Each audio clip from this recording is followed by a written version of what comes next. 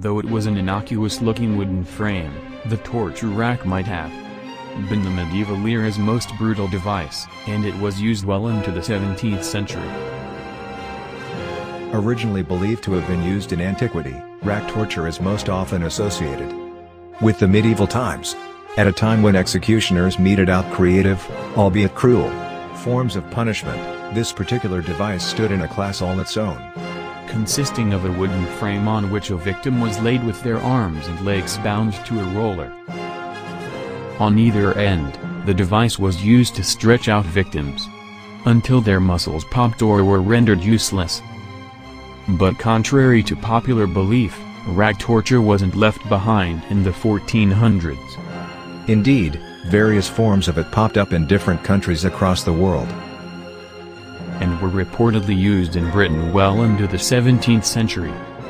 Comprised of a rectangular frame raised ever so slightly from the ground, the rack torture device looked like a bed on the surface, but a closer look revealed a much more sinister composition. The rack had a roller on either end, to which the victim's wrists and ankles were chained. Once strapped in, the victim's body was stretched beyond comprehension, often at a snail's pace, to put increased pressure on the shoulders, arms, legs, back, and hips.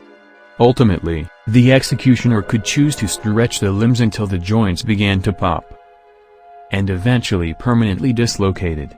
Muscles, too, were stretched to the point of ineffectiveness.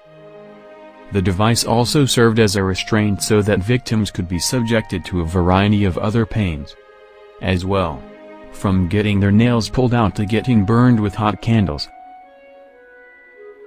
and even having spikes dug into their spine. Victims who were unfortunate enough to suffer rack torture would often be lucky to come out with their lives.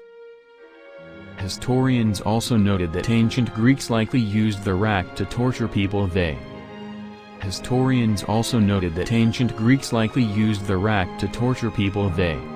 Emperor Nero used the rack on a woman named Apatres in a vain attempt to get information from her.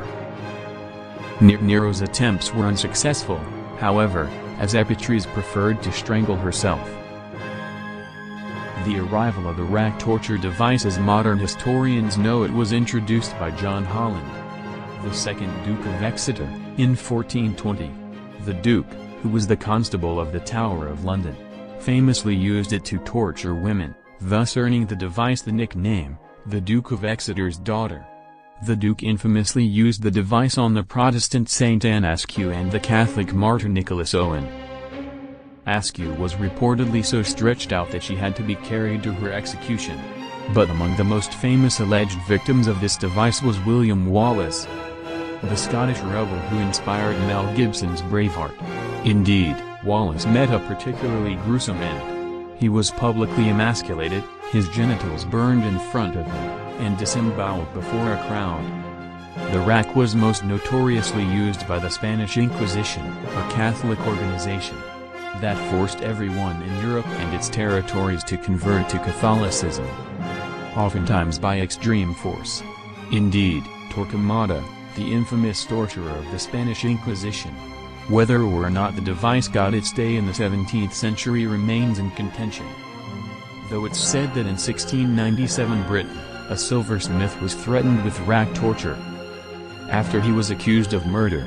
Additionally, in 18th century Russia, in 1708, Britain formally outlawed the practice of torture as part of the Treason Act.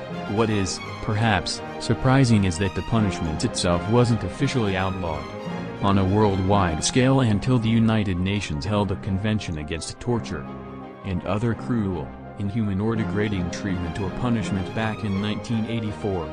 At that time, all participating states agreed that they would not engage in other acts of cruel. So while the rack itself wasn't named in that meeting, it's likely that a torture method as creatively horrifying as this was in mind.